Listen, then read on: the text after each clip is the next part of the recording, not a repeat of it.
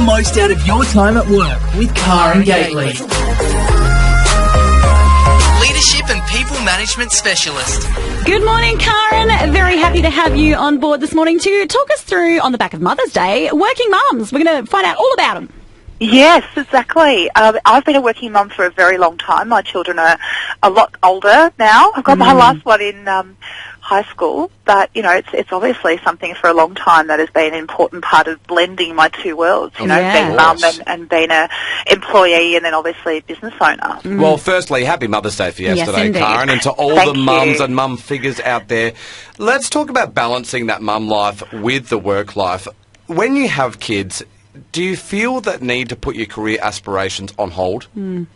Yeah, look, I think it's, in my own experience, is not so much about putting them on hold as in, you know, balancing them between what I'm doing now and what I intend to do steps down the track. Yep. And obviously every woman is completely different in terms of the amount of time that they take out of work. Yep.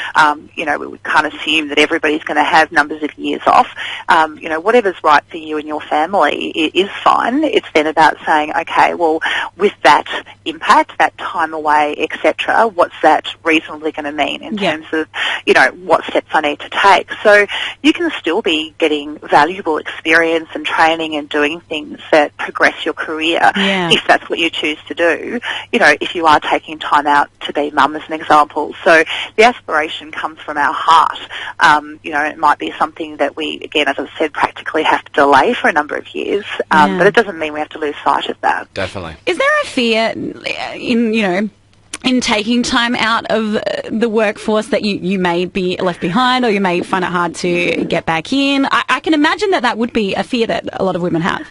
Yes, it is a fear and it's a reality. You know, I think we are still in a society where, you know, there's a degree of ignorance around how much we actually learn and grow and evolve as a person and therefore as a professional while we are taking some of that time out. And then obviously that's compounded with a lot of women having, you know, a lack of confidence when they're coming back in. So they're not pitching themselves as strongly, which, you know, again is leaving the employer doubtful about how they can actually fit in. So, you know, I think absolutely that's real, and that's where, as women, we're entirely better off, you know, really being focused on that value we can add and having that belief so that we can actually be part of, you know, solving that particular problem. Yeah, well, I can't imagine a bigger opportunity for growth than having a child. And of course. What you learn from that experience, That's absolutely. So true. Do you think, I mean, there's always going to be exceptions to this rule, but do you think, Karen, that Australia as a society are getting better at looking at the value of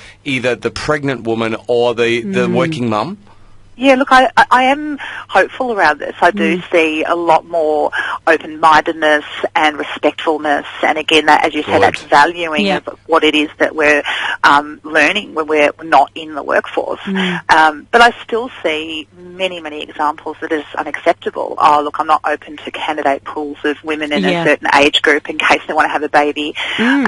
You know, and a lot of employers really struggle to get past the pragmatic realities of, if I hire this person and then they need to be away for a year, how do I cope with that? You know, again, that's not an excuse, but it's some of the challenges that the employer faces that they need to get their head around. I was actually in a workplace just a couple of years ago where the person who was doing the hiring actually was on that, you know, boat of, I don't want to hire women that may get pregnant, which is not great. I can understand it would be difficult for a small business to deal with that, but there has to be ways in place. The government needs to help out, everyone, because it has to be a thing that is able to happen. Women need to be able to have children. Yeah, that's right. And again, what is often the problem is there's a whole bunch of assumption around the stuff as well. That, you know, in my own case, for example, on 2 occasions, I was back at work within 8 weeks of having my babies. And that was because my husband was a full-time father. And so there's a lot of assumption that as a woman, I was going to be the primary caregiver. I was going to be the one that, you know, and certainly for the majority of that time I've been self-employed, so I haven't faced any of that kind of questioning around, well, you've got young children, what does this mean? So, you know, again, lots of women have great support structures around them. You know, lots of women make the choice to be the income earner.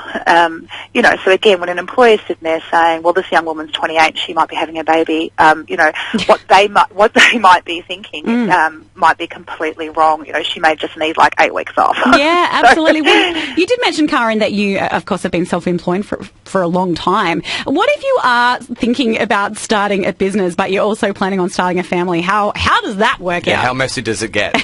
Yes.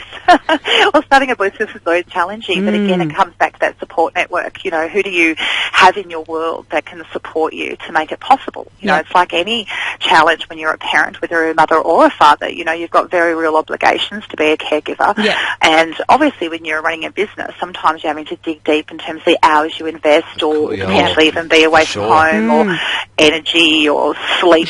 You're not getting that anyway as a mum. No. Well, no, not typically, unless you've got, a golden husband who's willing to get out of bed and do that stuff because you've got a business to run, right? So, again, it's about what is practical. Yep. Starting a business is very, very challenging, and, we know the statistics that, that first 3 years is that critical, lay the foundations, get this business to be sustainable. So if you're going to start the business and have baby, it's doable. It depends on, again, as I say, are you able and willing, I might add, to call on help.